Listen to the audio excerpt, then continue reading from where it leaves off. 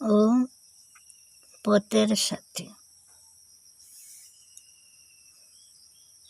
গঙ্গার তীরে বাস করে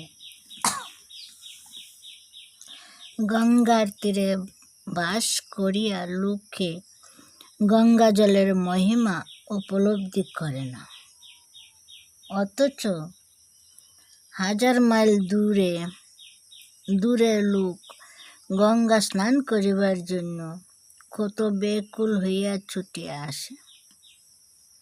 নিয়ত শ্রী ভগবানের মধ্যে ওতপ্রোতভাবে অবস্থান করিয়াও লোকে তাহার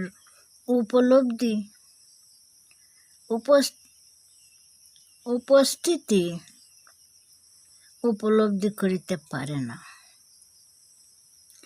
আর ইট কাঠ পাথরের মধ্যে ভগবান আছে শুনিয়া ছুটিয়া সেখানে প্রণতি করিতে যায়।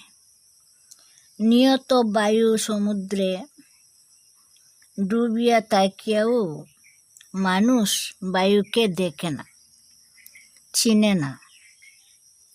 চক্ষু তোমার অতীব নিকটবর্তী ইন্দ্রিয়, কিন্তু ইহাকে কখনো দেখিতে পাও না।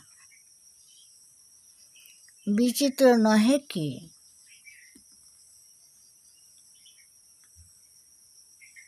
আমি তো প্রার্থনা জানাইলাম, সর্ববিপদ তোমার দূর হইয়া যাক। তুমি কি তোমার সর্বশক্তিকে বিশ্ববিঘ্ন পদাহত করিবার জন্য প্রয়োগ করিবে না? ঐশ্বরিকী শক্তি তোমাকে সাহায্য করিবার জন্য আসিয়াছে বলিয়াই কি অলস নিদ্রায় অচেতন হইবার অধিকার তোমার জন্মিয়াছে?